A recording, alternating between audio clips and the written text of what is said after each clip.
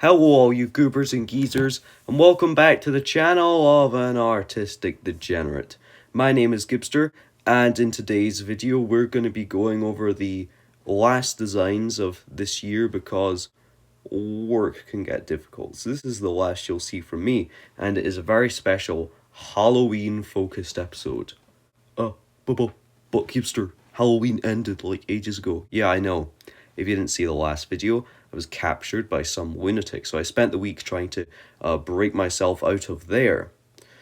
But, grab your pumpkins. If you haven't already binned them, they're probably moldy. Make yourself some pumpkin pie. Throw up as well, because today we're going to be making some blood-curdling designs.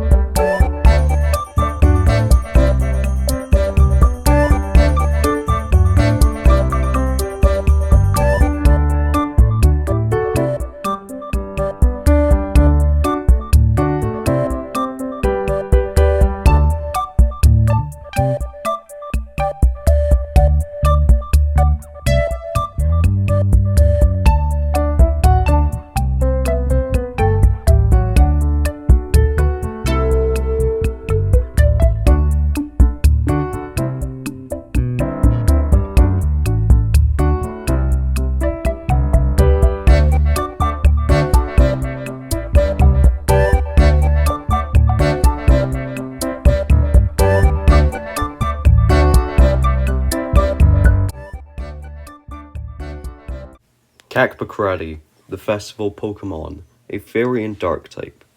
Cacpocrati is a master of trickery. Since records began, these Pokémon have been documented to always appear in large groups during large festivals in Vounilaio, pulling pranks on the citizens of Vounilaio and continuing to dance late into the night, but never fail to vanish before the first light of morning. For this Halloween special, we have Cacpocrati. The name Cacpocrati is a fusion of two sources of inspiration. First, Apocryphes, which is a reference to the Greek carnival season, somewhat similar to Halloween in terms of festive costumes, celebrations, and disguises. Second, Kakomati, which is inspired by the evil eye, an ancient belief that certain individuals can cast curses or bring bad luck with their envious gaze. This dual inspiration results in Cacpocrati being a fairy and dark type Pokemon, representing both the playful and the eerie aspects of Halloween-like celebrations. Cacpocrati features gender differences with male and female forms that draw from various costumes observed during the carnival season. These gender differences add depth and variety to the Pokemon designs, making it a unique addition to the roster of Halloween-themed Pokemon for this video. It is designed to capture the essence of spooky and festive celebrations akin to Halloween and other similar traditions around the world. If you guys know Schucktoter from Boreal Mines, Germansburg region, I was actually the one who designed it and gave it to Boreal as part of her 500 subscriber contest. And I did mention that if it won, I would make my own version based on a Greek tradition. Of course, Schucktoter being based on a German one to fit in with her region. So this is that Greek counterpart, and I hope you enjoy.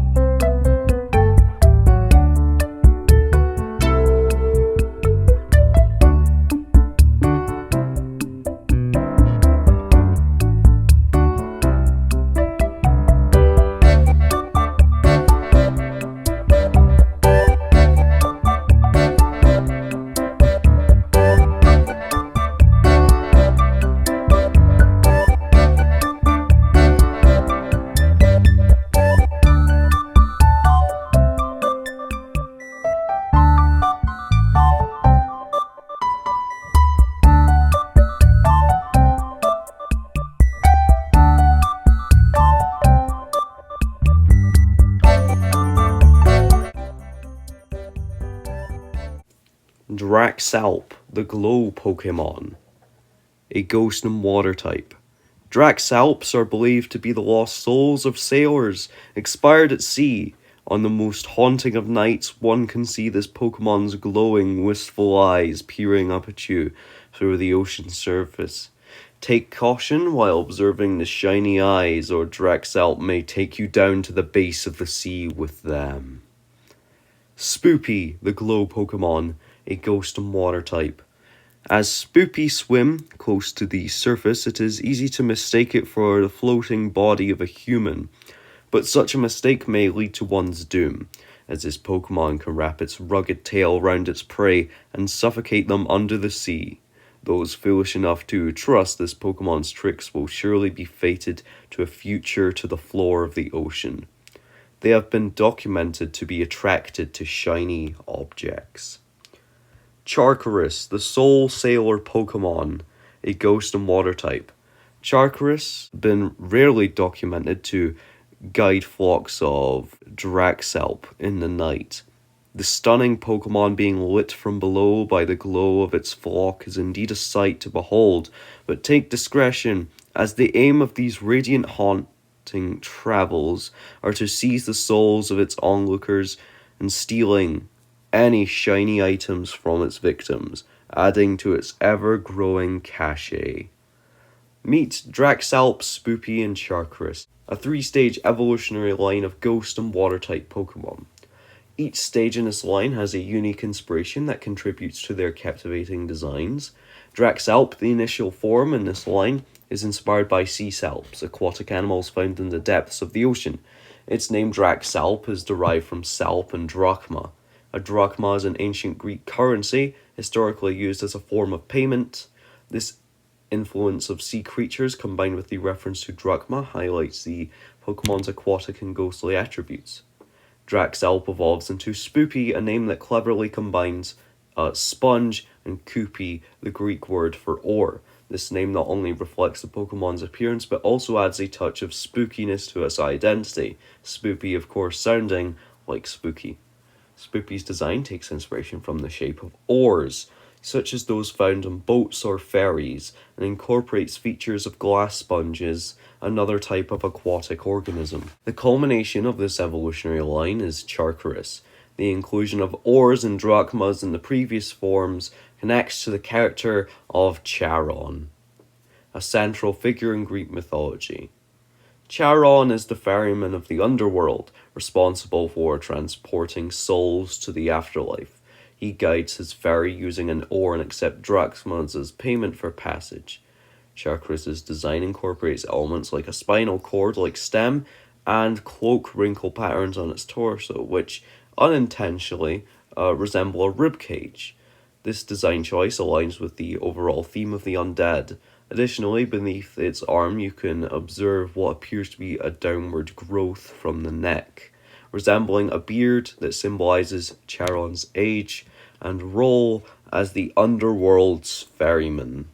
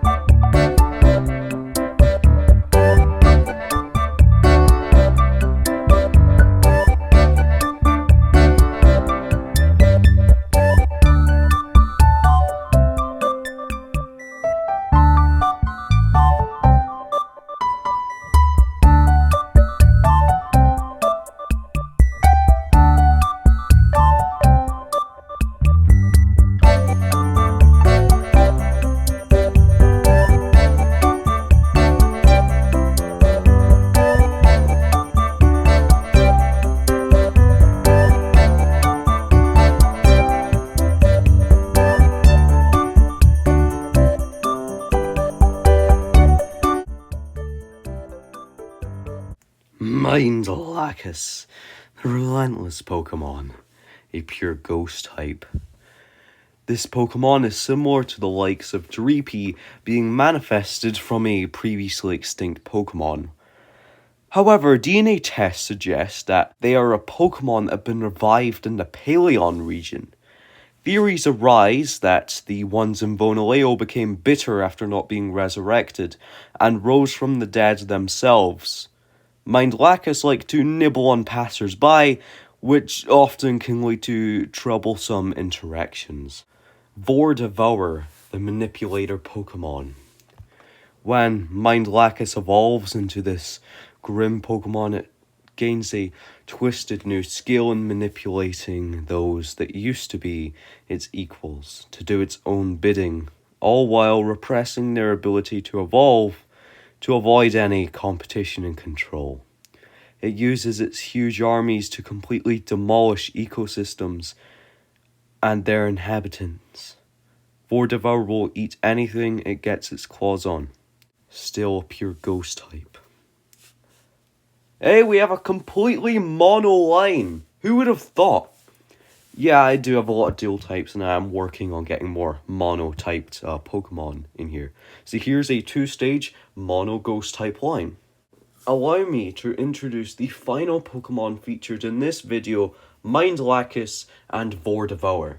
These two Pokemon are pure ghost types, and each one draws its inspiration from different aspects of folklore mythology.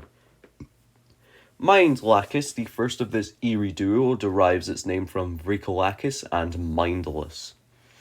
This name reflects the Pokemon's nature as an entity without a mind or free will. Mindlacus is essentially a resurrected Pokemon, brought back from the grave through mysterious studies conducted in a distant region. However, this version was never revived, became bitter as I explained, and resurrected itself, since in Kitakami the Dead Loyal 3 resurrected themselves out of spite or something. So, some of the fossils grew weary and vexed, clawing their way out of the earth on their own. They exist in a peculiar state, neither fully alive nor completely dead. In essence, Mindlacus represents the concept of the undead, particularly inspired by the zombie vampire of Greek mythology, the Vounilaio. In mythology, the Vounilaio is not limited to being a mere zombie, but also shares most attributes with vampires. From this concept emerges Vounilaio, the evolution of Mindlacus. Vounilaio's name is a fusion of Vounilaio, an alternate name for the Vounilaio, and Devour. This Pokemon is aptly named as it exhibits a voracious appetite, consuming anything that can fit down its gullet. Vounilaio's design incorporates elements that resemble a vampire's cloak, even culminating in bat-like ears. They are not actually ears, but instead are pieces of skin above the head. Additionally, several clues and hints on its body allude to its original form, which you can see in Fruity Art's Paleon Region series, which I was a voice actor for, and even designed a Pokemon for that series as well, so you should definitely check it out. If you want to, I have a playlist called Voice Acting Gigs. You can see all the voice acting roles I have done, and Fruity's Paleon Region is in there as well, along with all the awesome people who have hired me. So anyway, yes, there are several clues. You can try and guess which Paleon Pokemon it used to be, as it was revived in the Paleon region. Rest assured, it's a unique and intriguing Pokemon with a captivating backstory. Despite not hailing from the Vounilaio region, originally, it did die out there, unfortunately. And there you have it, guys. Better late than never. All the Halloween Pokemon in the Vounilaio region. There will be, if you guys are wondering, yes, there is a Christmas Mon. There's only one. I will not be doing it this year, though. If you guys want to wait for a next special episode, wait till April Fools, as I did promise there would be some joke Pokemon there that will be canon to the Vounilaio region. I don't know if there's going to be another Halloween episode. If I do, it's probably going to be a non-canon one with me doing hallowed forms of Pokemon. And of course, next year, there will be a Christmas special with a Pokemon that is canon to Vounilaio, but only one. So, that's it, guys. It's been a good year. Reached 200 subscribers. Doesn't seem like a lot, but after all, I'm only doing this to get myself out there, entertain all of you, and to really show off to the world what I can do. So I hope you have enjoyed this year. It's been a very good year for me, reaching 100, then 200 subscribers. I hope to reach more and get more people involved in the series, of course, because I have 2 series going on, Pokemon The Alternate Take as well, and even more to come. So, with that being said, I've been Vounilaio with Gibster.